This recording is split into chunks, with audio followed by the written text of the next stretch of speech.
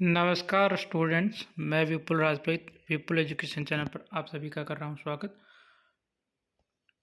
तो विद्यार्थियों, हमने जो है आज़ादी के बाद स्वर्णिम भारत भाग एक कक्षा 11 की जो सत्र 2023-24 के तहत पाठ नंबर 1 औपनिवेशिक भारत सशस्त्र शासन का काल प्रारंभ कर रखा है। इसकी 3 क्लासेज मैंने अभी तक प्रोवाइड करवाई है। तीनों क्लासेज आपने नहीं देखी तो डिस्क्रिप्शन बॉक्स में आपको उसका लिंक मिल जाएगा, देख सकते हैं। चौथी क्लास आज शुरू हो रही है। आज हम पढ़ेंगे ब्रिटिश काल में कृषि पर क्या प्रभाव पड़ा। हमने पिछले क्लास में पढ़ा था कि अनौद्योगिकरण यानी भारत के जो उद्योग धंधे नष्ट हो रहे थे, तो भारत के जो लोग थे उनकी कृषि पर जो है निर्भरता ज़्यादा हो गई थी। ठीक है, तो चलिए आगे बढ़ते हैं। ब्रिटिश काल में कृषि का इतिहास कृषकों की निरंतर निर्धनता का इतिहास है। यानी ब्रिटिश काल में जो क्या हुआ कि किसानों की लगातार जो है निर्धनता, गरीबी का इतिहास रहा। ये कृषकों के कर्ज के दुष्चक्र का इतिहास है। यानी किसानों के जो कर्ज थे उसके दुष्चक्र का इतिहास है। यानी उनको लगातार कर्जे लेने पड़ रहे थे। ब्रिटिश काल में भारतीय परंपरागत उद्योग धंधों के पतन के कारण कृषिगत भूमि पर जनसंख्या का भार बढ़ गया, क्योंकि उस समय जितने भी पारंपरिक जो उद्योग धंधे थे उनका अंग्रेजों ने पतन कर दिया। तो कृषिगत भूमि पर जनसंख्या का भार कैसे बढ़ा कि लोग जो पहले उद्योगों पर निर्भर थे अब वो सब के सब कृषि कृषक बन गए, जिसके परिणामस्वरूप खेतों का आकार छोटा होता गया तथा कृषि एक लाभप्रद रोजगार नहीं रही। क्योंकि पहले जनसंख्या ये तो उद्योगों में ज़्यादा थी, उद्योग भी कर रहे थे, खेती भी कर रहे थे, लेकिन अब क्या हुआ कि उद्योग नष्ट हो गए तो वो सारा सारा खेतों में आ गए। तो खेतों का आकार छोटा हो गया और कृषि जो एक पहले लाभप्रद रोजगार थी वो अब नहीं रही। ईस्ट इंडिया कंपनी द्वारा नियमित राजस्व की वसूली के लिए नई भू राजस्व व्यवस्थाओं को भी लागू किया गया। यानी ईस्ट इंडिया कंपनी ने क्या किया कि अपनी जो नियमित राजस्व वसूली थी उसके लिए नई नई जो भू राजस्व व्यवस्थाएं थी, यानी जो टैक्स लेने की जो व्यवस्थाएं थी वो उन्होंने लागू की।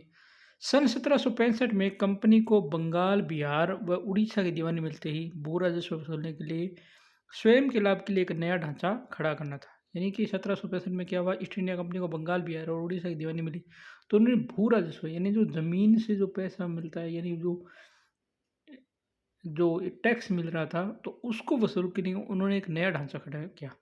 साम्राज्य विस्तार के लिए अधिक धन की आवश्यकता थी, क्योंकि उनको आप यहाँ पर साम्राज्य बढ़ाना था तो उनको पैसे चाहिए थे।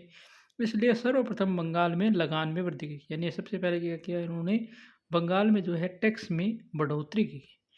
इसे भी नाकाफी मानते हुए भारतीय कृषि कृषि को पूंजीवादी व्यवस्था के अनुरूप ढालने के लिए भारतीय परंपरागत ढांचों से कुछ नए उपाय खोजे गए। यानी उन्होंने क्या किया कि सालों से जो भारतीय कृषि परंपरागत तरीके से थी उसको प्रॉफिट कमाने के लिए, यानी अपना फायदा करने के लिए इन्होंने कुछ नए नए उपाय खोजे। बंगाल के प्रथम गवर्नर जनरल कौन था? वारन हेस्टिंग्स के समय लगान वसूल करने संबंधित कई प्रश्न उत्पन्न हुए। यानी कई अलग अलग प्रश्न हुए कि लगान संबंधित, जैसे एक पहला यह था कि भारत में भूस्वामी किसे माना जाए, यानी जो जमीन का जो मालिक है वो किसे माना जाए। दूसरा, राजस्व चुकाने के उत्तरदायी कौन हो, यानी कौन टैक्स चुकाएगा। तीसरा, उपज में सरकार का भाग कितना हो, यानी जो भी फसल होती है उसमें सरकार का हिस्सा कितना हो। वारन हेस्टिंग्स का मानना था कि भूमि राजा की है तथा लगान इकट्ठा करने वाले मात्र कंपनी के एजेंट है। यानी हेस्टिंग्स ने क्या कहा कि ये जो सारी भूमि है वो राजा की है, मतलब खुद ईस्ट इंडिया कंपनी या जो ब्रिटेन का राजा था उसकी है, और लगान इकट्ठा करने वाले मात्र कंपनी की क्या है, एजेंट है। अर्थात कोई अधिक बोली लगाने वाला भी लगान वसूल करने का अधिकारी हो सकता था। यानी जिसने ज़्यादा बोली लगा दी उसको कह दिया कि तू लगान वसूल करेगा। इस व्यवस्था में अनुपस्थित जमींदारों को जन्म दिया। यानी जो अनुपस्थित मैंने जो उपस्थित नहीं थे ऐसे जमींदारों को जिसने उत्पन्न दिया। इससे पुराने जमींदार परिवार नष्ट हो गए, यानी जो सालों से जमींदारी कर रहे थे वो परिवार नष्ट हो गए तथा उनके और खेती करने वाले उनके परंपरागत भावनात्मक संबंध में समाप्त हो गए, क्योंकि जो परंपरा पुराने जमींदार थे और उस समय के जो कृषक थे उनके भावनात्मक संबंध थे, लेकिन जो कंपनी के एजेंट थे वो उनसे भावनात्मक संबंध नहीं रख पाए। परिणाम स्वरूप भारतीय कृषि पर जो है प्रतिकूल यानी विपरीत प्रभाव पड़ा। वारन हेस्टिंग्स के बाद ब्रिटिश काल में अपनी राजस्व की जो बढ़ोतरी थी उसकी मुख्य रूप से 3 नई भू राजस्व व्यवस्थाओं को उन्होंने लागू किया। अब वो राजस्व व्यवस्थाएं हम पढ़ेंगे कौन कौन सी थी। सबसे पहले आती है स्थायी बंदोबस्त अथवा जमींदारी व्यवस्था। यानी स्थायी बंदोबस्त या जमींदारी व्यवस्था क्या थी? इस भू राजस्व व्यवस्था को लॉर्ड कार्नवालिस, जो कार्नवालिस था, इसने लागू किया। भू राजस्व व्यवस्था बंगाल, बिहार, उड़ीसा, बनारस खंड तथा उत्तरी कर्नाटक में लागू की गई। यानी ये जो व्यवस्था थी ये कहाँ लागू हुई? बंगाल में, बिहार में, उड़ीसा में, बनारस का खंड और जो उत्तरी कर्नाटक है उसमें लागू हुई। स्थायी बंदोबस्त में जमींदार को भूमि का स्वामी स्वीकार किया, यानी यहाँ पर भूमि का स्वामी कौन बना? जमींदार। जो जमींदार था उसको ही भूमि का स्वामी माना गया। वह भूमि को बेच सकता था अथवा दान दे सकता था, यानी उसके पास क्या अधिकार क्या थे? या तो वो भूमि बेच सकता था या किसी को दान दे सकता था, तथा राज्य को भूमि कर देने के लिए केवल जमींदार ही उत्तरदायी था, यानी जो भी भूमि का जो टैक्स था वो जमींदार को देना था। उसको कर न देने पर उसकी भूमि को जब्त कर लिया जाता था, यानी अगर वो कर नहीं चुका पाता तो उसकी भूमि जो है वो कौन जब्त कर लेता? ईस्ट इंडिया कंपनी वाले।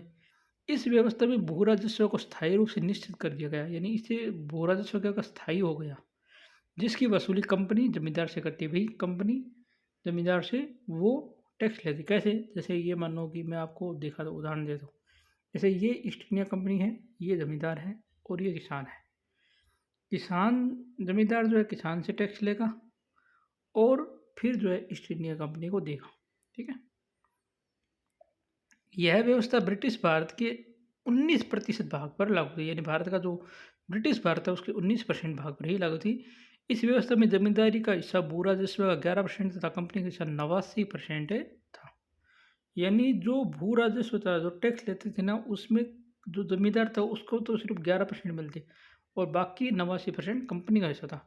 प्रारंभिक वर्षों में इतनी ऊंची राजस्व मांग 1/3 से अधिक ज़्यादा जमींदार बेदखल हो गए, यानी प्रारंभिक सालों में मतलब जो ऊंची मतलब हाई टैक्स था उसके कारण 1/3 से ज़्यादा जो जमींदार थे वो अपनी ज़मीनों से बेदखल हो गए। किंतु कालांतर में अनेक तत्वों के कारण स्थिति जमींदारों के पक्ष में, लेकिन बाद में जो अनेक तत्वों के कारण जो है स्थितियाँ जमींदारों के पक्ष में हो गई। इस व्यवस्था का सबसे नकारात्मक पक्ष ये था कि सरकार की मांग स्थिर हो गई, जबकि जमींदार किसानों से अधिक भू राजस्व वसूलता था।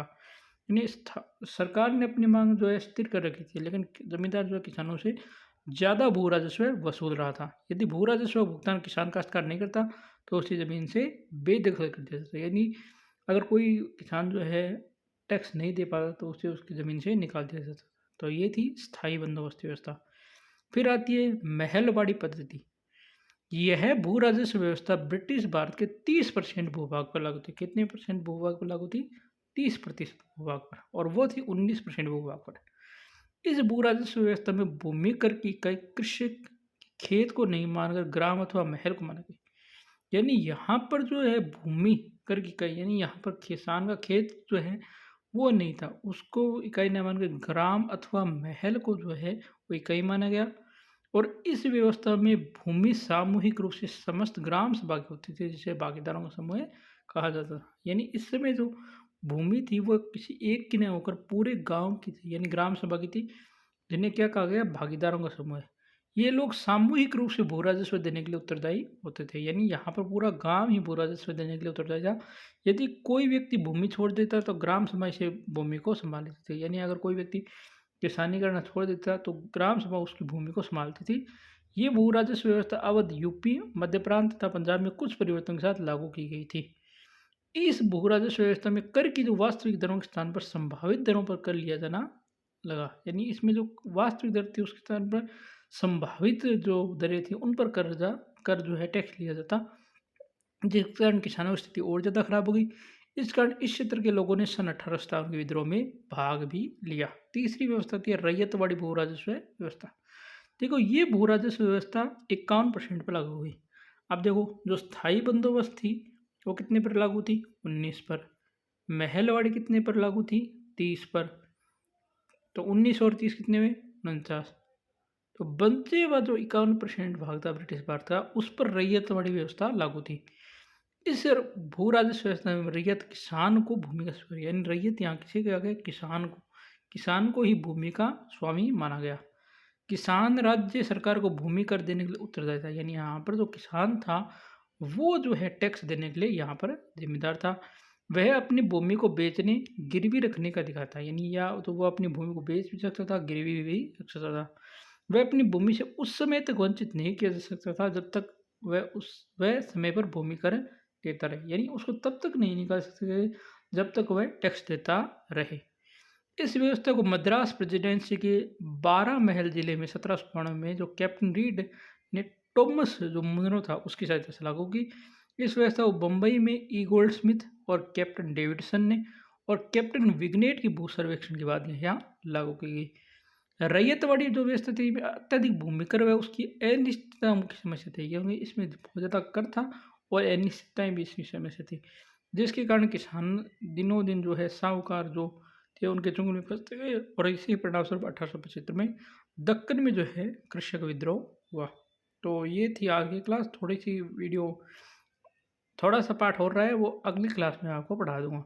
तो यह था आज का वीडियो। पसंद आया वीडियो तो लाइक शेयर और कमेंट करें। चैनल पहले बार है आप चैनल सब्सक्राइब आपने नहीं किया, चैनल जरूर सब्सक्राइब कीजिए, बेल आइकन दबा। धन्यवाद। जय हिंद, जय भारत।